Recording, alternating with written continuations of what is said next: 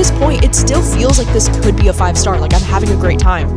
Thank you to Every Plate for sponsoring today's video. Hey, how's it going? My name is Gabby. Welcome back to my channel and welcome to another episode of the Backlist Bonanza series. This is a video series that I've been doing on my channel for a few years now, where I try to prioritize backlist books on my shelf. I've done so many videos like this one before, so I will have a playlist linked down below that includes all the Backlist Bonanza episodes that I've made so far. I love this Backlist Bonanza series because I love reading a lot of the new releases, so I love these videos because it encourages me to pick up books on my backlist that I never make the time for. And this time around, we're bringing back the spin the wheel just because I do love the element of surprise. Like, I like not knowing what I'm going to be reading for this video. I want to try to incorporate the spin the wheels on my channel more this year in any way that I can. And this year, my spin the wheel got a glow up. Look at how cute she is. I changed all the color palettes, so it has a little bit of a different style, and I think it looks so cute. And if you couldn't tell, I have added a lot of book titles to the spin the wheel. We have 99 books on this spin the wheel now. Because it's now 2026, I decided to add some backlist titles from 2025. I don't know the exact definition of what would count as like a backlist book, but basically any books that I didn't get around to in 2025, I have now added to the backlist wheel. I do typically allow myself to DNF if I'm not vibing with the book, because I feel like for me, the whole point of this series is to find books that I'm really gonna love that are just sitting on my backlist shelf, and I can't do that if I'm reading a book that I don't really like. I would love to find some new favorites in this vlog. I feel like that's always the goal with a video like this, and I'm hoping to finish at least 3 or 4 books in this reading vlog. But before we do the first spin of the video, let me just take a second to thank today's video sponsor, which is Every Plate, because I know I'm not the only one who experiences that sense of dread around dinner time, especially when you don't know what you're gonna do, when you're tired and you're hungry and it's cold outside, you don't want to leave the house. And that's why Every Plate was such a game changer for me, because you get the same quality ingredients, the same delicious meals delivered right to your door for a fraction of the price. I love that when you get these meals with Every Plate, every single one of the meals comes with pre-proportioned fresh ingredients. And they also come with these recipe cards that are so simple, even a 10-year-old could follow them. I'm not the most confident person in the kitchen, and so I love having the step-by-step directions for what to do. There are 35 plus recipes every week, from globally inspired dishes to even the classics that your kids will eat. I love that there's no hidden fees, no delivery charges, and no tipping. It's all straightforward pricing. And listen, because this deal is ridiculous, because you can use my code gabbyreads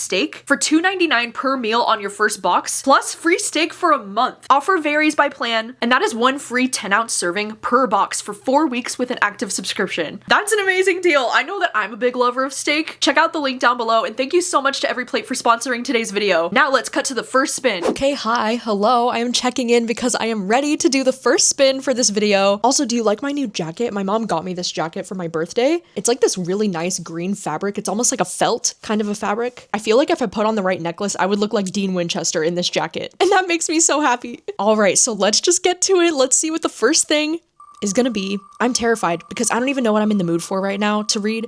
I'll read anything.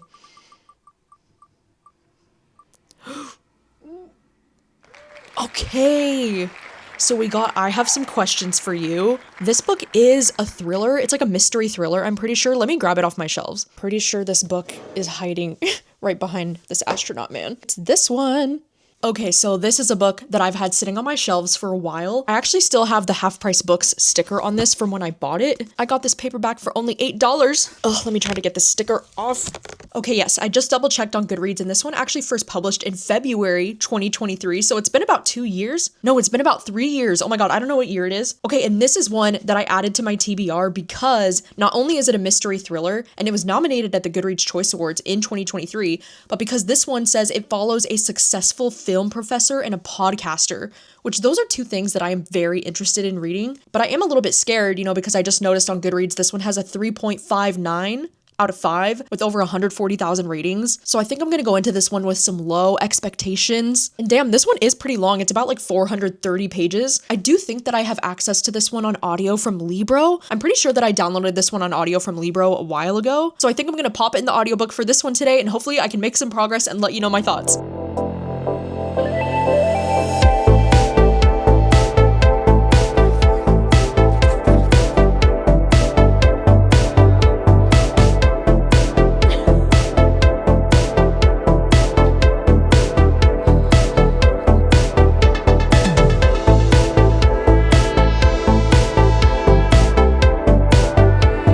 It's a about 3:30 in the afternoon and I just got back from taking a quick walk. I wanted to go and take a walk before the sun went down and before it gets too cold, but I wanted to update you because I have been reading, I have some questions for you, and I just got up to chapter 29. I'm about 158 pages into this one. I will say that the story feels a bit slow paced. Like, it definitely feels more like a literary thriller as opposed to just a mystery thriller. And I guess what I mean by that this book feels more literary is that it's more thought-provoking and it feels like it's more of a character study than it is about the mystery itself. Because in this story, we're following this protagonist named Bodhi Kane, and she's the one who is a film professor, and she also is the co-host of this true crime podcast. But the main story and mystery that's happening in this book is about how she used to go to this boarding school, and her roommate was this girl named Talia Keith, and her roommate Talia was murdered when she was at that school. And there was this guy there named Omar Evans. He was the school's athletic trainer, and he was the one that got accused of murdering this girl. And so he's been serving in prison ever since. And now this story is taking place years later, and Bodhi kind of gets this opportunity to teach at the school where her roommate was murdered. And so she's getting invited back to the school to teach film studies. But then in the premise of this book, it says, in their rush to convict Omar, did the school and the police overlook other suspect? Is the real killer still out there? And she's starting to realize now that maybe this man was not actually responsible for the murder of her friend. So she's kind of like looking back into the case and like trying to figure out more details that were overlooked before. And so that's the main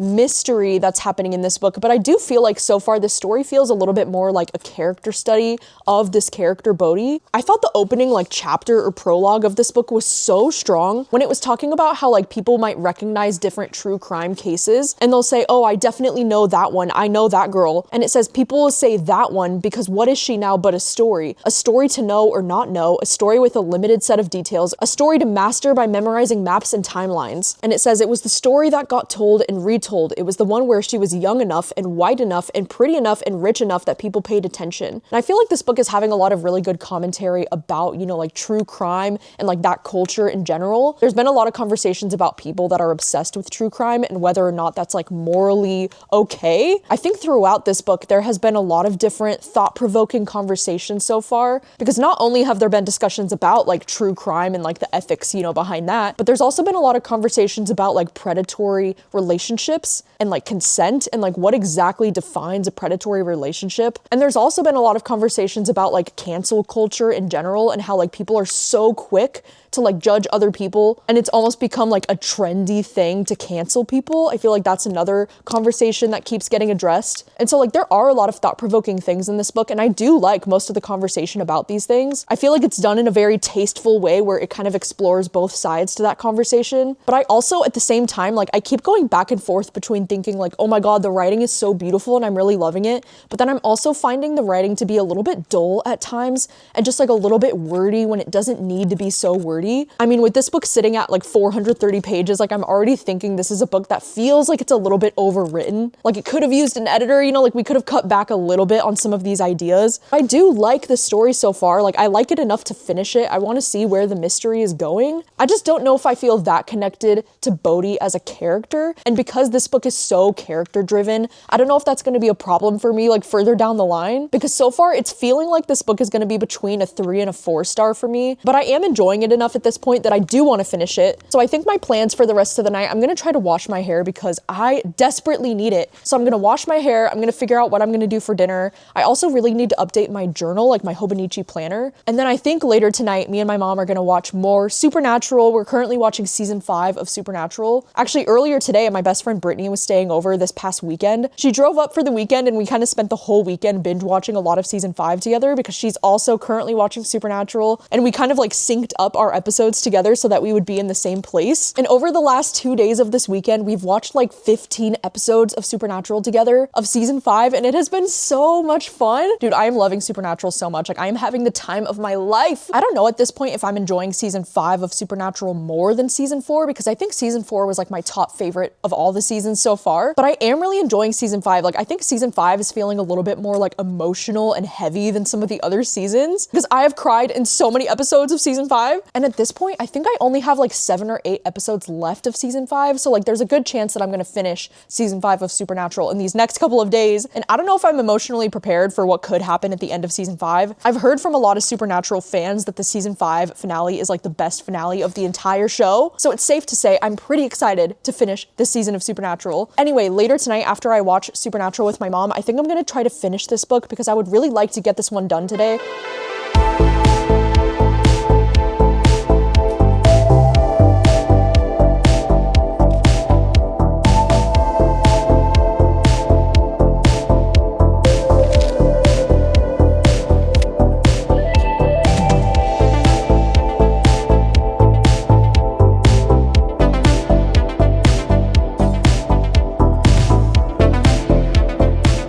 Hello, it is much later in the evening. It's past 11 o'clock at night, and I do have many updates from the evening. I finished reading my book, and look at the way that my book kind of matches my hoodie. I didn't plan for that. Sorry, I just sneezed like 20 times before I turned on my camera. I don't know what's going on with my allergies today. And then another Supernatural update that nobody asked for. Me and my mom watched 4 episodes tonight. We're almost done with season 5 at this point. We only have 3 episodes left. And episode 18 just ruined my life tonight. Oh my God. If you know, you know. And did it ruin my life because of a Dean and Cass moment? Yes. Yes, it did. I am so obsessed with Dean and Cass at this point. It's bad. And this is coming from a Sam girl. Okay? I'm in the trenches. But anyway, let's talk about the book that I just finished. Oh my God. I'm actually really bummed about my experience reading this book today because I was enjoying it for the first like 100-ish pages. You know, earlier today when I checked in with you, I was like, yeah, this is gonna be like maybe 3 or 4 stars. I think after finishing this book, it's actually probably gonna be closer to like a 2.5. I just really didn't like the second half of this book very much. And I think the main reasons why this one really didn't end up working for me is because there were a lot of characters. Like there were so many characters and they just kept introducing characters throughout the book. And I think I was getting a little bit lost. I also just think this book was kind of boring. And I feel like the further that I got into the story, the more that I just didn't really care about the mystery happening. It kind of just reads like literary fiction with like a sprinkle of mystery. I think this is one of those books where it's just trying to do too much and it's trying to say too many things. I did take some notes in my little notebook so I didn't forget, but there are so many things being talked about in this book. We have things like the Me Too movement, gender norms, COVID, misogyny, racism, cancel culture, sexual assault, predatory behavior,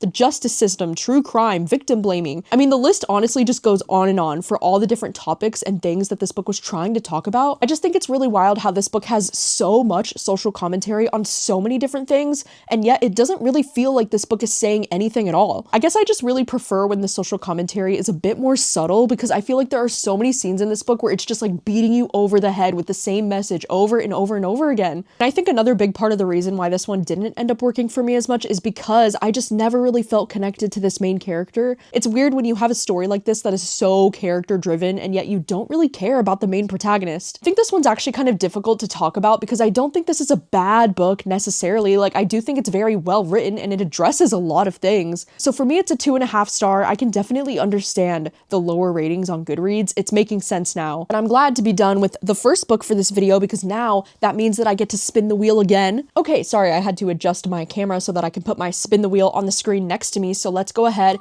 and spin for the next thing. Oh my gosh, what are we gonna get?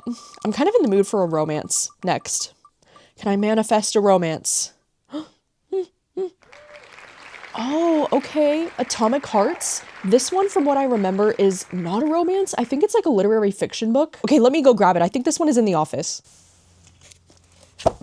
Okay, perfect. I just grabbed it off my bookshelf. This one is Atomic Hearts by Megan Cummings. This is a book that I picked up at some point last year, and I haven't really seen anybody talking about it. I just pulled up the Goodreads to double check everything, and it looks like this one published in August 2025. So this one did publish a little bit more recently than some of the other books on this spin the wheel, but this one has a 3.73 out of 5 stars on Goodreads, and it only has 600 ratings. I've noticed that a lot of my friends, though, on Goodreads have given this book 4 or 5 stars, which does intrigue me. It says, a fateful summer of secrets and lies alters this young girl's life in this glimmering debut about love, addiction, and the power of storytelling. The book is about 330 pages, and I just checked, and my library does have the audiobook available, so that is perfect.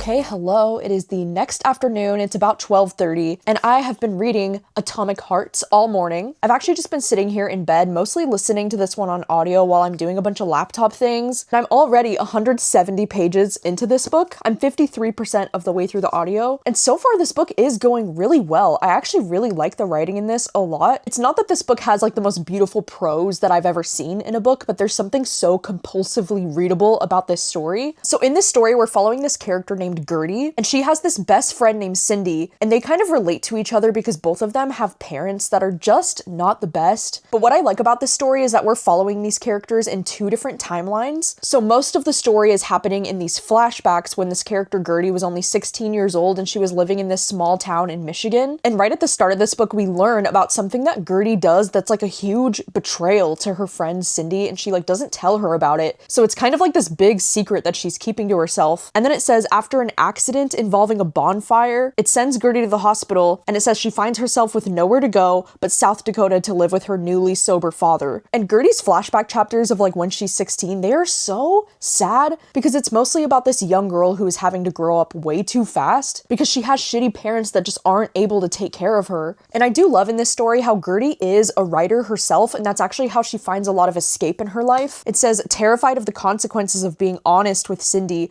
Gertie finds refuge in the fantasy novel she's writing, a portal to another world and the story of a young girl roaming a strange land. And so not only are we getting those flashback chapters to when Gertie was like 16 years old and we're kind of reading about that summer that changed her life, but we also do get present day chapters that are taking place like 10 years later when she's living in New York. And it says, years later, when ghosts of the past surface, Gertie decides to write again from the stabler shores of adulthood. This book is dealing with some very heavy subject matter and some very heavy themes, and I think this book is doing a really great job of showing the harsh reality of what it's like to be a child of someone who is an addict and how hard that can be on the kid. And as far as like how I'm feeling about it, I think the first 100 pages were so good, almost to the point where I thought maybe I was going to give this like 4 or 5 stars. Like I was really, really loving the start of it, but I feel like the book is starting to lose me just a little bit with like where the story's going right now, because we're kind of getting to the point in the story, you know, where Gertie is like starting to settle into her new life in South Dakota, and she's meeting a lot of other different teens in the area, and there's a bit of drama with some of these local teens, and I guess that part of the story just doesn't really interest me as much as other parts of the story do. But I really do like Gertie as a character, and I'm really curious to see where this story goes, because from a lot of the reviews that I've been seeing from my friends on Goodreads, apparently this one has a very gut-punching, hard-hitting ending. So I'm really curious to get to the ending of this one. I think at some point this afternoon, I would really like to go to the gym. I'm probably going to take this book with me when I go to the gym. And then I also need to swing by the grocery store because I need to get balloons because tomorrow is my sister's birthday. And so I want to get her the really big, you know, like 29 balloons for her birthday. So I'm going to do all the things this afternoon. I'm going to continue listening to this one on audio.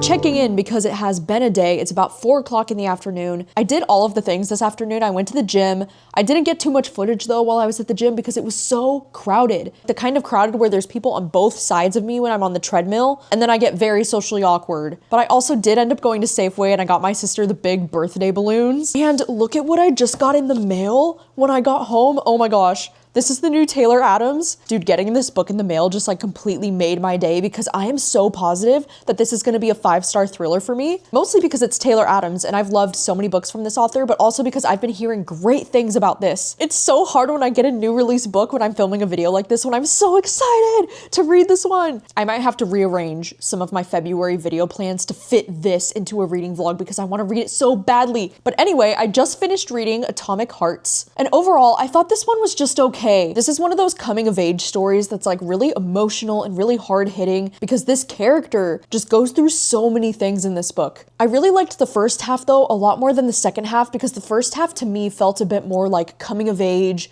and like kind of watching this character as she was growing up. But then I feel like the second half of this book just ended up getting so repetitive with how sad and depressing and bleak everything was. I think in any story where you're reading about a lot of characters who are suffering from addiction and kind of seeing how that impacts the other other people in their lives. I feel like that's some pretty heavy subject matter, and my heart was really hurting while I was reading this book because there were just so many awful things happening to this character because this family was really toxic, you know, and she was raised in this really toxic environment. But then there's also this story about like this betrayal that she has with one of her best friends and how that also like affects her life. I think I'm probably gonna end up giving this one around 3 stars because I thought it was good. Like, it was a really well-written book. I just didn't really emotionally connect with it in the way that I thought I would. And I also think I only want to give this one 3 stars because I can think of a few other books that are kind of similar to this that I enjoyed a lot more. I mean, for example, Yerba Buena is one that comes to mind. This one is actually a sapphic romance between these 2 girls, but this one is very similar in the sense that the story starts when they're young, they're like teenagers, and then we kind of get to see their story unfold over decades the same way that this book does. And these characters also have family members that deal with addiction and things like that. And I just thought Yerba Buena was so good. Like, this one was 5 stars. It's one of my favorite books that I've ever read.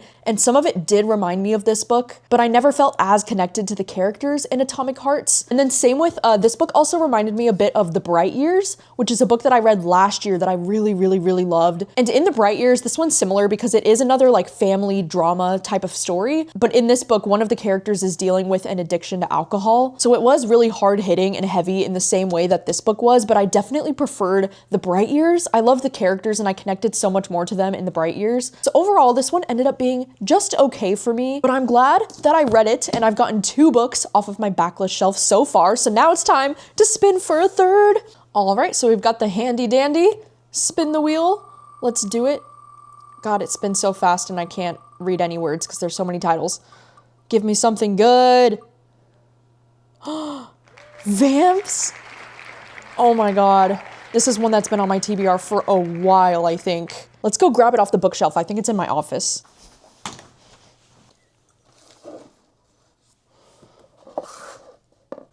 Where is it? Oh, okay, it's down here. Vamps.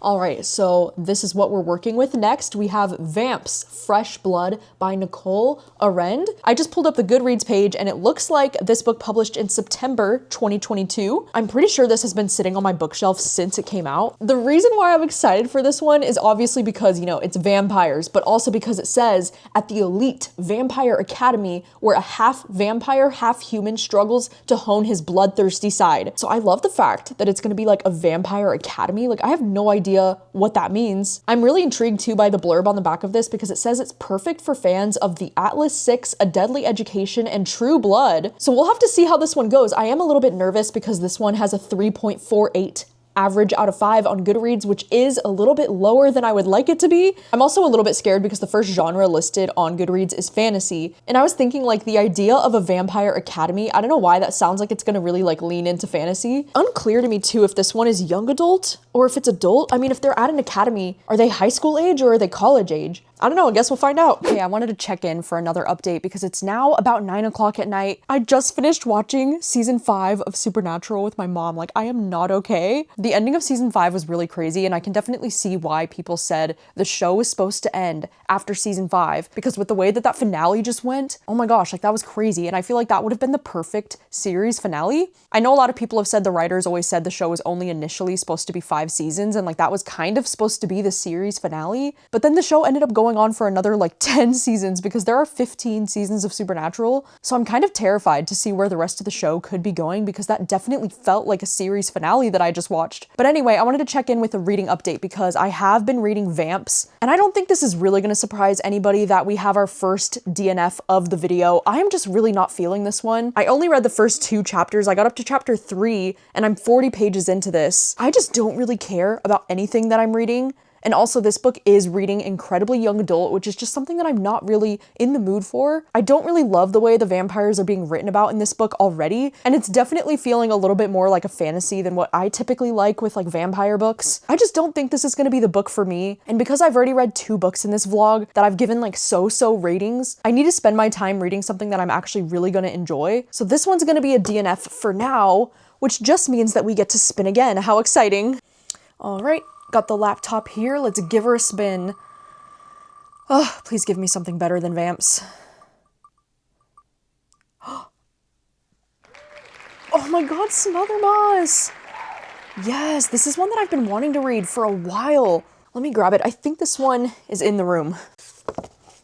Smothermoss. So this is one that I've been excited to read for a while. I think this book first published in 2024, and all I know about this book is that it's a horror novel. I think it's kind of like a gothic horror novel. It says it takes place in the 1980s in Appalachia, and we follow two sisters in this book, which is another aspect of the book that like really intrigued me. Oh my gosh, look at that. I have my freaking receipt from when I bought it in here. I remember that I found this book on the clearance rack at my local bookstore, and it says that I bought this in October 2024. So how exciting that we're gonna get to a book that's been sitting on my shelves for a while. I just never made the time for it. I don't know if I'm gonna start this one tonight or if I'm gonna wait until tomorrow. Tomorrow is my sister's birthday, so I'm gonna be spending most of the day with her tomorrow. But then maybe tomorrow night, after all the birthday festivities are done with, maybe when I get some alone time at the end of the night, that's when I'm gonna start this one. Happy birthday!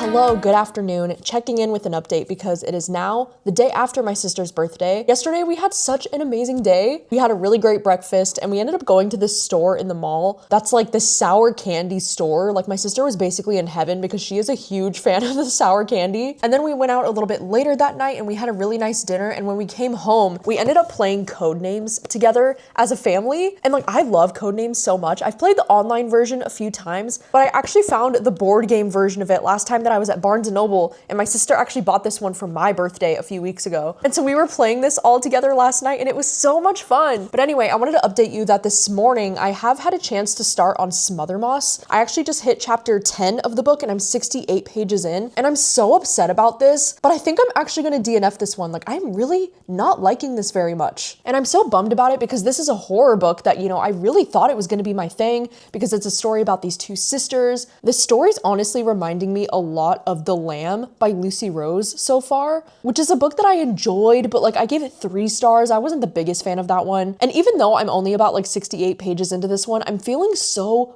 bored already by the storyline. I mean, there has been like the mystery of the book has been introduced into the story. It says when the brutal murder of 2 female hikers on the nearby Appalachian Trail stunts their small community, the sisters find themselves tangled in a dangerous game of cat and mouse. But I just don't think the mystery of the book is that interesting, and it doesn't really feel like that's what the story is going to end up being about anyway. In my opinion, this is definitely reading a lot more like a slow burn character study type of story, and there's a lot of magical realism elements that I'm just not really loving. I feel like some of it is going over my head and some of it just kind of feels pointless, or like I'm confused on what's happening. I think I can be very particular with like what I like when it comes to magical realism. I mean, in the actual premise of this book, it does say we have a mountain that sighs, monsters made of ink, rabbits dead and alive, and ropes that won't come undone. There's already been so much like symbolism with this rope throughout the story that I'm like, what is going on? And also like, why do I care? Like, I just don't really care about the characters or like anything that I'm reading. And I'm wanting to DNF this because I genuinely feel like at this point, I'm not going to give this anything more than like 2 or 3 stars at this point, and I just want to read something that I'm really loving. You know, my parents actually just left for a trip today, so I'm gonna have the house to myself for the next 2 days, and because I don't really have many plans today other than to read, I want to read a book that's like really gonna grip me.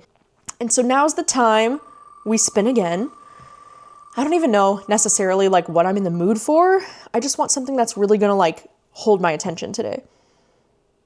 Oh, okay, Colored Television. Okay, so this one is Colored Television. This book first published in 2024. And this is one that I've been curious about because obviously like it was a Good Morning America book club pick that year. This is one that initially intrigued me because it's been described as a dark comedy which is something that I usually love in books. And this one says it's a brilliant, dark comedy about love and ambition, failure and reinvention, and the racial identity industrial complex. I don't think I've ever read a book from this author before, so this will be my first. I'm gonna see if I can get the audiobook either from my library or maybe downloading it from Libro, because I do have a puzzle that I just like pulled out of my closet that I really want to do today. So I want to be able to listen to the audiobook while I do the puzzle, because I haven't done a puzzle in literally years. But now I'm like, since I have the whole house to myself, I just want to sit here and do a little puzzle. I also have some Patreon reading sprints happening a little bit later today at 3. I'm just gonna make a quick coffee and then jump into the book.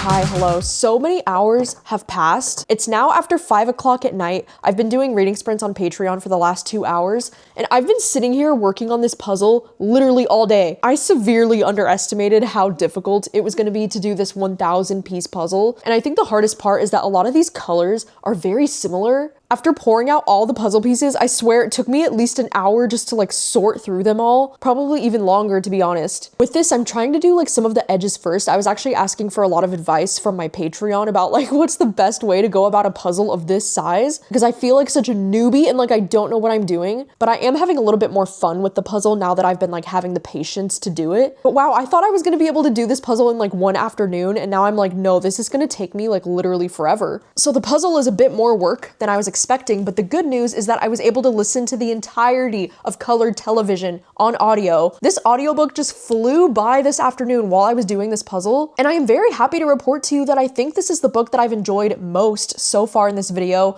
I'm kind of torn between whether I want to give this book 4 stars or maybe like 3.5. It's probably like a 3.75 if we're getting like very, very, very specific, but I really liked this one for the most part, and I think the main reason why I enjoyed this story so much is because I'm always talking about how like I love books that follow writers. Our main protagonist, this woman Jane, she is biracial and her husband is also biracial, and she's a writer in this book who's like working on her second novel. She's already had one novel come out and now she's kind of like struggling with her second novel. I do love the way that this book described Los Angeles, because these characters are currently living in Los Angeles, but also this character and her husband, they both have 2 kids and they've been kind of like moving their kids around from place to place, which has been really hard on their family. I do think this book did a really great job with like the dark comedy. I thought it had a really great balance of like being really funny, but then also having like a lot of really thought-provoking discussions. I think there was a lot of really great commentary about what it means to be biracial, and I think this author did a really great job of like exploring the unique struggles that come with being biracial and like belonging to 2 different races. I love that this character is not only a writer, but she's also a professor who's like teaching as well, and I was cracking up when she was describing like the difference between what it's like to teach millennials versus what it's like to teach Gen Z. And I also loved the way that this book talked about the difference between writing a novel versus writing for television, because a lot of this story is about how like this character is trying to work so hard on her second novel and like nothing's going to plan, and because the writing of her second novel is not going very well, she decides to look at Hollywood instead and tries to think about what it would be like to write for TV. That ends up mainly being what like the plot of this book is about, is her starting to write for television. And because I do love following books that are about writers, I loved so many of the conversations about the difference between, you know, like writing a novel and working on a book versus writing for television and like how different that looks. I did make a few annotations in the book for some of my favorite quotes that were about writing, when she said to be a novelist was to be a dreadful parent. To be a novelist was to be a monstrous marriage partner. That kind of writing had no beginning and no end. It just crept around the house, infecting every element of family life. You couldn't live with it and you couldn't live without it. You know, after finishing this book and thinking about it a little bit more, it actually reminded me a lot of this movie that I love called American Fiction, because in the movie American Fiction, you're also following the story of this writer, and in the movie you're following this black man who is working on his next novel. And like colored television, I feel like American Fiction also has a lot of commentary on race specifically, and like how there's a certain expectation getting placed on your novel because of your race. I just think it reminded me a lot of American Fiction, because I think, like this book, I would also say this movie really balances the comedy with the very thought-provoking and more serious conversations. I also think this movie deals with a lot of dark comedy, especially when it comes to writing and like the publishing industry. And I do think I preferred American Fiction. I mean, American Fiction was a 5 out of 5 for me. Like, I absolutely loved this movie. And I feel like this book was trying to do something similar to that. I do think a reason why I ended up rating this book a little bit lower is because I wanted the ending to have a little bit more impact than it did. But yeah, I'm so glad that I finally read Colored Television, and that for the most part, I really did enjoy this one. I'm gonna have to check out more books from this author because I really did like her writing style in this. All right, and so now is the time that we spin again. I'm so curious to see, like, this could be the last thing that I'm reading in this video. Oh my god, Death of an Author, yes! Let's go grab it from my room. Get my pretty baby girl just laying in here, hi. All right, so I grabbed the book off my shelf. It's Death of the Author. This is actually a sci-fi book that I've been wanting to read for a while. I ended up picking up this book from Aardvark, I want to say like almost a year ago now. So this is actually going to be so perfect for me to be able to read this one next. Yeah, this one first published in January 2025. So it has been exactly a year that this book has been sitting on my shelves. This one was nominated at the Goodreads Choice Awards last year, which is when it was put on my radar. And I've been really wanting to read it ever since. And I think this one's another book that follows a writer, I'm pretty sure. I mean, it's called Death of the Author, so like I'm thinking that there's a character who's a writer in this one. I can't actually remember the details of like what this one's about. So I think first thing tomorrow, I'm gonna jump into this one. Hello, good morning. It is now the next morning. And today, you know, I really wanted to get a start on Death of the Author. I actually had this book on hold at my library, but I ended up suspending my audiobook hold maybe like 2 weeks ago, so it's just been sitting there. And I've unsuspended my hold, and now I'm like #1 in line. But because I don't have access to the audiobook yet, like I'm assuming it's gonna come in like the next day or two. So I decided I think I'm just gonna put this one on pause for right now, since I do want to wait for the audiobook for this one to come in. And I thought instead, maybe I could try to read a book off my backlist that I think is gonna be like a 5-star prediction, simply because, you know, I don't think this vlog has been going very well so far, and I really want to have a 5-star in this video. I mean, who knows, maybe Death of the Author is going to be a 5-star, so like that could potentially happen. But just in case it doesn't happen, I thought maybe I would take this time in between while I'm waiting for that audiobook to read a book that I do think could be a 5-star prediction for me, and that's Baby X. This one is another like sci-fi thriller book, so I thought maybe this one would be great to read today because, you know, it does fit into my goal of like trying to read more sci-fi this year, and because I do have very strong feelings that this one could be a 5-star, and I mean, if not maybe a 5-star, maybe like a high 4. So I know that I technically didn't spin for this book on my little spin the wheel, but I'm gonna read it in this vlog anyway. We got really close. Okay, this was 1 away from one of the spins that I had, and I was like, because I really wanted to read Baby X. And so I'm gonna bend the rules a little bit in this vlog so I can include this book in this video. I don't even care. Also, last night when I was wrapping up on my Patreon sprints, I've been rereading the book Fan Service by Rosie Dannon. I'm about like 220 pages into my reread of Fan Service, and I know it's like, why are you rereading this book? Because I just read this last year. I think I read this for the first time last May, but you know, the first time that I read this book, I actually read a copy of like my library book, like my physical library book, and so I wasn't able to like annotate it and like mark it up the way that I wanted to. I ended up buying a copy of this book, I think like last summer, and so I knew that I wanted to reread it eventually so that I could go in with all of my annotations and like start tabbing it. I've just been having the time of my life, like going in here and annotating this book. I've been using my highlighters and my pens, but last night when I was talking about rereading this book on my Patreon, one of my friends on Patreon, Cheyenne, she was talking about how she has this very exclusive edition of the book, and I've never seen that edition before, and it is so freaking beautiful, and I was like losing my mind over it. I was like, wow, like I usually don't care that much, to be honest, about like special editions of books, but the amount of detail that they put into this special edition, I was like, that is the most beautiful thing I've ever seen in my life. And so I was like, okay, I'm gonna go on Pango and like try to find this book because it's so stunning. And Cheyenne was like, no, you don't understand, like I didn't even like it, and she wanted to like sell it. And so I was like, Cheyenne, oh my god, if you list it on Pango, I will buy. And then she did, so I instantly bought it. And so I'm so excited to get my hands on the exclusive edition of this book because wow, that cover is so beautiful. And under the dust jacket, rereading this book is just bringing me so much joy. Like I love this book so much. You know, the first time I read this book last year, I was noticing a lot of the similarities to like the Vampire Diaries or like Teen Wolf or like any shows like that, but now that I'm watching Supernatural, I'm noticing so many of the like Supernatural references in this book too. And I think because I'm such a big fangirl of like not only TV shows, but like lots of different things, I just love books like this that really talk about like what it's like to be a fangirl. And I think that's why I connect to this book as much as I do. But yeah, I'm having the time of my life rereading fan service. I might try to finish this one up a little bit later tonight. But for today, I really want to jump into Baby X, so that's what I'm gonna do next.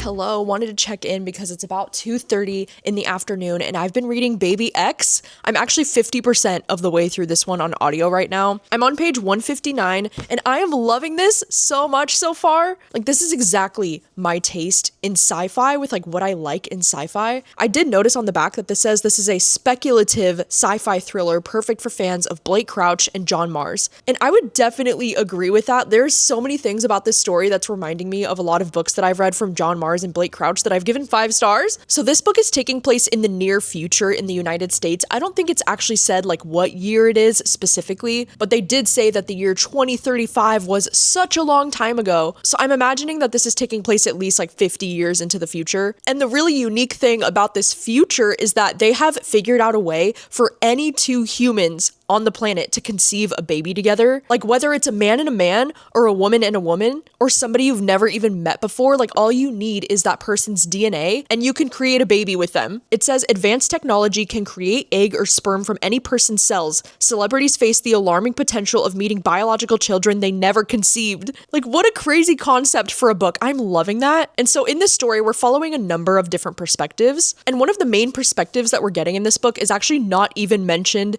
in the premise, which I think is really interesting. But this book had such an amazing first chapter. I was like, bitch, what? At the end of chapter 1. So I was immediately hooked from that very first chapter. And one of the main storylines we're getting in this book is from this famous singer, this guy named Trace Thorn. And he's a very world famous musician. He's on tour. And then we also follow from the perspective of this woman named Ember. And he basically hires her as like a security person to protect his DNA. It says that she's a biosecurity guard and her job is to ensure his biological safety. And it does mention this in the premise, how basically at the end of chapter 1, it says Ember and Thorn are confronted by a pregnant woman named Quinn who claims that Thorn is the father of her baby. And he's like never met her before. And he's like, what do you mean? Oh, this book has been so much fun so far. Like, this is exactly the kind of light sci-fi that I really tend to like. Because this book is having a lot of commentary on the way that like AI and technology have advanced to a point where a lot of things are just like unrecognizable in this future. There was a moment where she was watching this guy scroll on his cell phone and she was like, oh my God, like how old school, like nobody uses cell phones anymore. And I just love reading about like all the different advancements of technology that I never would have thought about, but it's also like terrifying at the same time,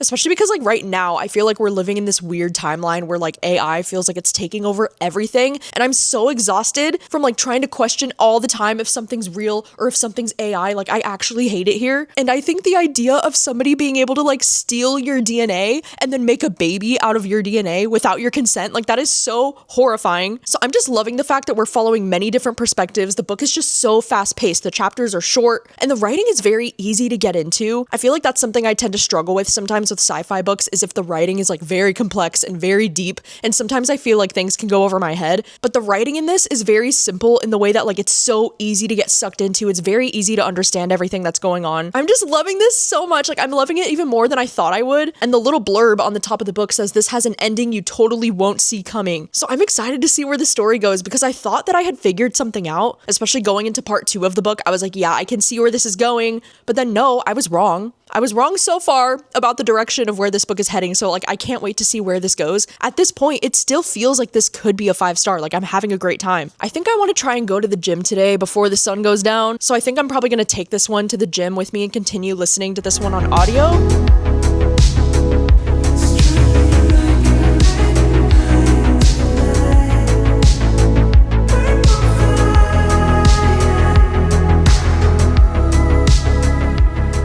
I I stayed at the gym a little bit longer than I was expecting to today because I couldn't stop reading this book. I hit a point where I was just like, wait, what is going on? And there was a really big twist while I was at the gym that I did not see coming. But then unfortunately, like after I got home, I feel like the last 100 pages of this book was starting to lose me just a little bit. And I think the biggest thing that I'm upset about with this book is that I definitely saw that final plot twist coming. I started to get a little bit suspicious, while I was at the gym. I was theorizing, and I thought about something and I was like, ooh, I wonder if that's gonna be the big twist at the end. And then I feel like because I saw the big twist coming, it felt like there were so many chapters towards the end that were wasted, just trying to build the suspense around this plot twist that I already knew was gonna happen. So I do think because the last 100 pages of this book weren't my favorite, I don't think this is gonna be a 5-star for me. I'm probably gonna give this one around 4 stars, which kills me because of how much I was loving the beginning. I mean, don't get me wrong, I still think this book is one that I would highly recommend because it's so readable and just so easy to get into. I was easily able to finish this within one afternoon because I couldn't put it down. And there was just one perspective in this book that I guess I just didn't care as much about that character's perspective compared to the others. I know it is kind of a bummer when you start a book thinking for sure that it's gonna be 5 stars, only to be a little bit let down by the end. I just think I expected a little bit more out of this ending, especially because there were a few different twisty things in the first half of the book that I thought were really surprising. So I guess I just assumed that I was gonna feel that way about the ending of this one. 4 stars is still a great rating, and I mean, hey, it's still the highest rated thing that I've had in this video so far. But tomorrow I will be getting started on Death of the Author, and maybe this one could be a 5-star read. We have one more shot of getting a 5-star in this vlog.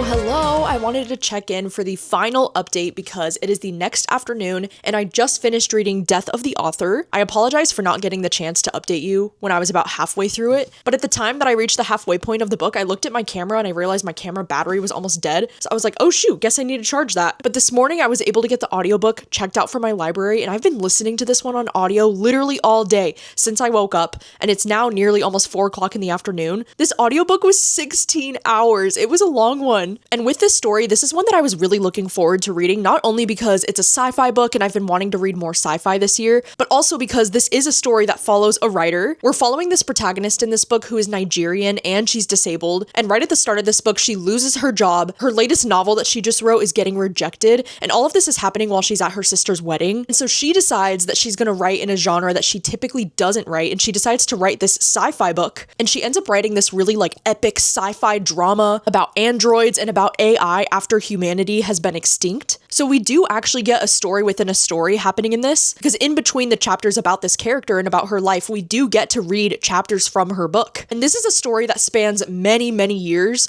and we start to see the lines blur between reality and fiction. I will say that this book reads a lot more like literary fiction as opposed to sci-fi. I mean, it kind of feels like you're reading a sci-fi story within a literary fiction book, if that makes sense, because I do think there's a lot of family drama with this character. There's a lot of hard-hitting traumatic scenes with this character, and I do think at the end of the day, this story feels like it's more about this character's life than anything, which makes it feel a little bit more literary to me. And surprisingly, I actually didn't really care that much for the sci-fi elements of this book. I honestly feel like a lot of it started to go over my head, especially in the last third of the book. I guess it just wasn't really my exact taste in sci-fi, or it felt a little bit too sci-fi for me, which I know is a ridiculous thing to say. I just don't know how I want to rate this, because I feel like the first 200 pages of this book, I was really into it. I think it's mainly because I love books that follow writers, it's one of my favorite things to read about. And so I loved the first 200 pages of this book were really interesting because you're reading so many scenes about this character, finding her love for writing all over again, and writing something that she typically wouldn't. And I feel like you get a lot of on-page scenes where she's coming up with different things for her story, and she's just feeling so inspired again. And she's spending months of her life, writing this story that she's so passionate about. And I just loved reading those scenes. I loved seeing the process of her writing this book and then publishing this book and and just kind of seeing the story take off. But there were parts of this book that just didn't really work for me. I mean, the actual story that we were getting told, like the sci-fi story within the story, I honestly couldn't really care less about that sci-fi story for some reason. There were also these chapters that were like interview chapters that were told from the perspective of like other random characters. And sometimes I thought those chapters were really cool, but then most of the time, I feel like a lot of those chapters really felt unnecessary to me, and it kind of made the story feel a little bit disjointed. I mean, I do think that this book feels very timely and very relevant in a lot of ways, because I do think this book touches on a lot of really important themes like technology and AI and like what it means to create something and like the future of storytelling in general. And then it also touches on a lot of very human things like racism and the Nigerian American experience and pressure from society and social media, and just a lot of talk about the immigrant experience in general. I did really like following from this protagonist's perspective because she's not always a character that you necessarily agree with. She wasn't always the most likable character, and I didn't necessarily agree with some of the things that she would do, but I honestly think it made her that much more interesting of a character to follow. But with this book being around like 430 pages, it did just start to feel a little bit long, especially in like the last third of the book, like around the 300 page mark. I was like, wow, like the story feels a little bit slow for me right now, and I'm ready for things to pick up. It was feeling like a 4-star the entire time I was reading it until that last third. So I think this one's probably going to end up being around a 3.5 out of 5 stars for me, which is still a great rating. Like, I do still think I'm going to keep this book on my shelves, and I'm happy to add this one to my sci-fi collection, even though this one does feel a little bit more literary than sci-fi. But I'm so glad that I've read it because I've been so curious about this one for a long time, and it feels good to read books off my backlist. All right, so that is going to be a wrap on this video. I'm glad that I was able to get around to reading 7 different things. I mean, I only finished 5 books and I had 2 DNFs, but still, I feel like I made some really good progress in this vlog with my backlist. I am planning on making more backlist bonanza episodes throughout the year. I really want to try and prioritize videos like this year because I do have a lot of fun, especially with the spin the wheel. I also just wanted to mention here that January has been such a rough start to 2026. I feel like every single time I look at my phone, there's another headline that like makes me sick to my stomach. And I mean, January's been a really difficult month, you know, for like me and my family, like my personal life, you know, because my uncle just passed away in January, and I'm actually going to be flying down to California this weekend to go to his wake. So like January has not been very kind to my family, and we've been really struggling. But also like here in the United States with everything going on with ICE, it has been an absolute nightmare, and it's just really sad and really discouraging, and this is not a country that I recognize anymore. It just feels like an especially weird time to be on the internet right now because there is so much horror happening in the world. And I guess I just wanted you to know that if you're feeling outraged and hopeless and really upset by everything that's happening in America, you are not alone. And I think a lot of Americans feel the same way. And I really hope that we can see some change soon because 2026 has just been off to such a rough start. But anyway, thank you so much for watching this vlog. I really do appreciate it. Let me know if you've read any of the books that I ended up reading in this video, and I will see you very soon with another one. Bye!